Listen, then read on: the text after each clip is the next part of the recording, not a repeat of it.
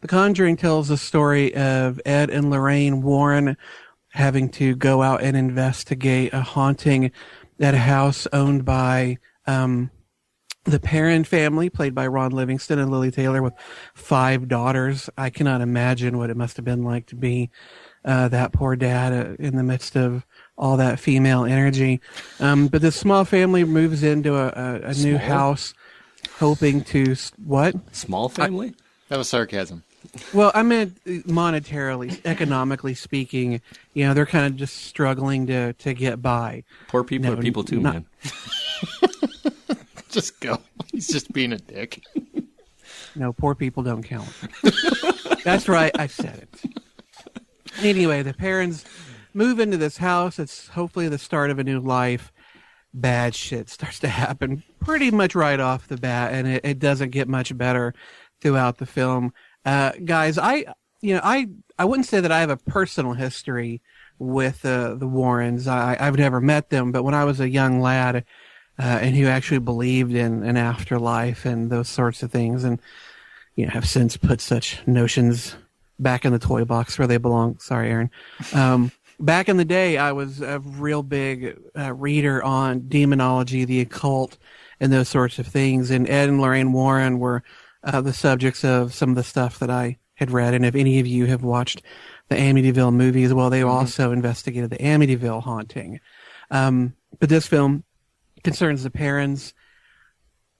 I was amazed at how much I thoroughly enjoyed not just the story and not just the acting, but the production of this film. It was noticeably lacking in a lot of bells and whistles that most movies these days seem to think makes things better and really just makes it worse. What did you guys think? I mean, did you like the story? First off, horror depends on having a good story that draws you in, makes you sympathetic for the characters so that when bad shit happens to them, you feel it more.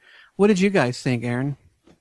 Honestly, I don't really normally care for haunted house movies at all. I love them. They just, and I respect that. There's a lot of people that do, obviously. I think it's one of the most popular horror genres. But they're so repetitive to me. It seems like everything is about a creak and a door slamming, a cat jumping out of a cupboard, that kind of shit. Right. I was so grateful that wasn't here, but I'll get to that in a little bit when we talk about the production. I loved the story. I was really intrigued by the Warrens, who they were. I wanted to learn more about them when I left.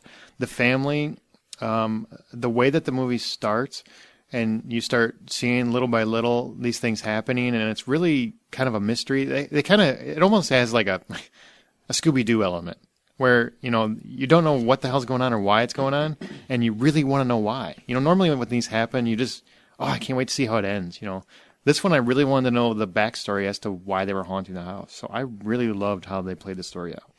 I'll agree with you on the story and the setup. I really enjoyed the setup and how it intrigued me to want to know what happens.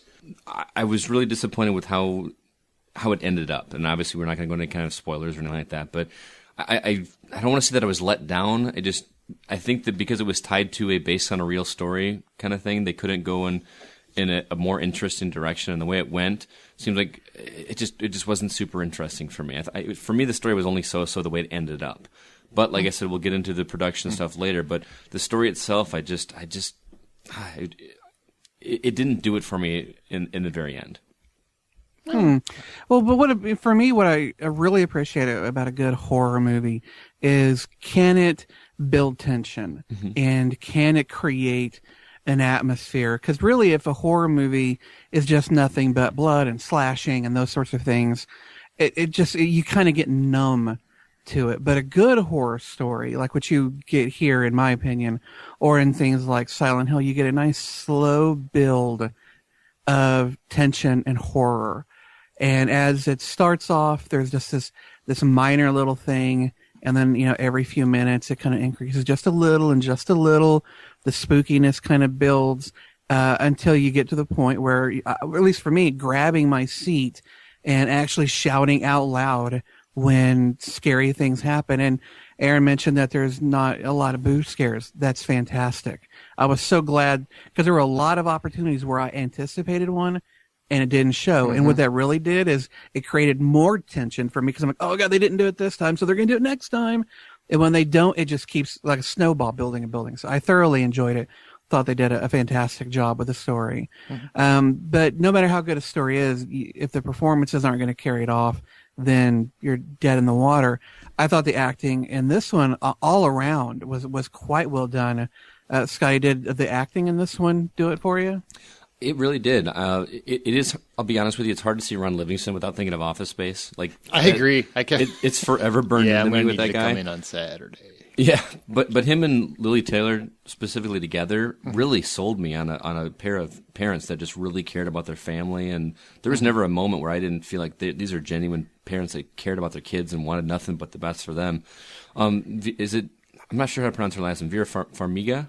Farmiga and Patrick Wilson. They were also pretty convincing, and they had their own little kind of side story. She took the serious aspect of it almost a little over dramatic. Maybe I thought for she me. was fantastic, man. But and all the girls actually, the daughters were really good. I don't know. One of them, I don't know if you realize this. The one daughter was in White House Down. You played the daughter in White House Down as well. Yeah, I did see that. She looks like she could be Somebody, yeah. She could be an up-and-comer. I disagree on Vera. She's really becoming one of my favorite actresses to watch. With this and Bates Motel, she to me, has so much range. Every beat she just nailed, as far as I was concerned. Lily Taylor, she's always good. I mean, she's kind of like an indie queen. But she has an arc that goes from 0 to 90 and then back in this movie.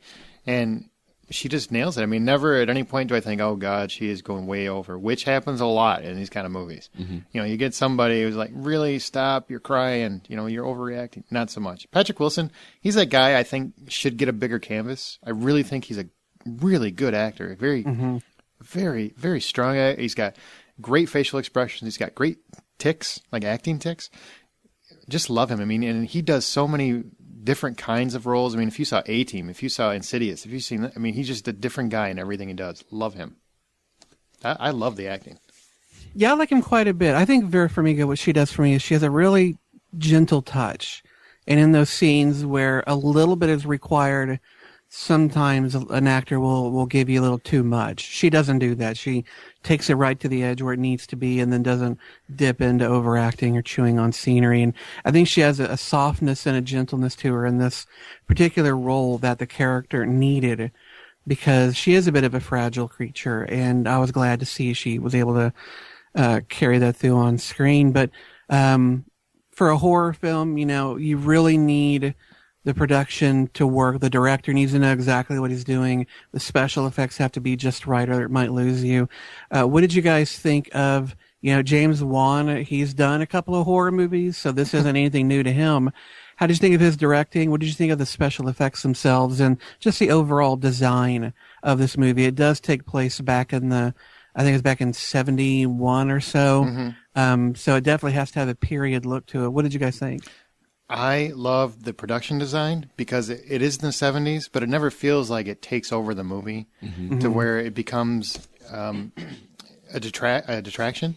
Never thought that. I felt like the entire time it's just shot in the 70s. I mean, it looks It could like have taken place at any time, really. yeah, and it would have really worked. Yeah, they just did a really good job of not making it too important in the movie. It's really that's just when it happens. That's all it is. Not a lot of froze. Exactly. And the pacing, James Wan is one of those guys, and he did Saw and he did Insidious. And these are low-budget movies that he made work on a string budget. This one is a very small budget too, and now he's $20 million. and he's going to do Fast and Furious 7. So I mean, he's going from 0 to 90 in a heartbeat. Oh, Yeah, get it? See what I said? He lives his life a quarter mile at a time. I actually was really nervous about him before, after seeing this, and how he handled a lot of the scenes that are basically action scenes. I mean, there's a lot of action going on, and he handled it so well. I have no doubts about him whatsoever. He did a great mix of old effects, old practical effects, and new CGI effects, and they blended perfectly. There were several scenes where I couldn't tell if that was CGI or practical, and that to me is the best compliment in a horror movie. I couldn't agree more. You pretty much took the words right out of my mouth. The difference between the practical and CG effects. This is really what sold me the most on this movie is the way it was shot.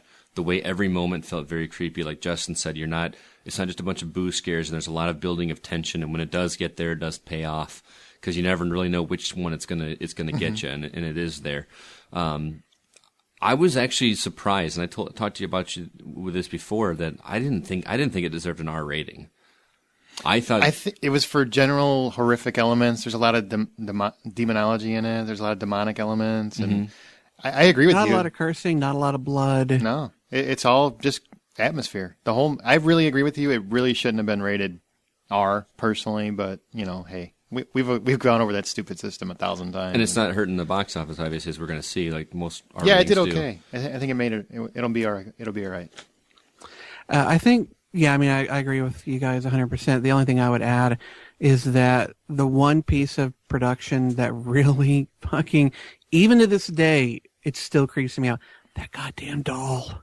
Yeah. I mean, you see it in the opening of this movie, and Chucky, on his worst day, didn't look a quarter as scary That is as true. this fucking doll. It is terrifying, and every time you see it, it just, if I had worked on that movie, I would not have been able to touch it or get near it. It's that freaky. They did such a good job of just carrying off this movie without any of it looking hokey or special effecty. It was fantastic. And 90% of the time, it's not moving. No, It's never moving. Yeah. You never see it move. But goddamn, you know it's watching you.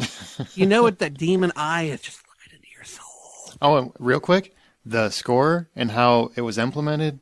That is something that I love, because horror movies do it so wrong most of the time. This is one reason why I don't like haunted house and ghost movies, is because the entire score is usually dun dun dun dun dun dun dun, when the violins ramp up to the Yes. scare. I hate that. It drives me insane, because I already know what's going to happen long before it happens. It doesn't happen here. They do a nice build up, and the score is used where it should be. It's just well done. Well, speaking of scores, what would you guys give this? $1 to $10. What would you be willing to pay at a theater to see this one, Aaron? If $10 full price admission, $8.50, which is really high for this kind of horror movie for me. Scotty? It provided a good atmosphere that a lot of horror movies really should learn from, but the story just bugged me enough to keep me from watching it multiple times. But I still give it a $6.50. Wow. I got to go with Aaron here. A good 8.5. I want to give it a 9. I can't quite go that high, but it's the best horror movie I've seen in a theater since the Evil Dead remake. Totally agree. Earlier in the year. It's fantastic, creepy, old school. Love it. So there you go.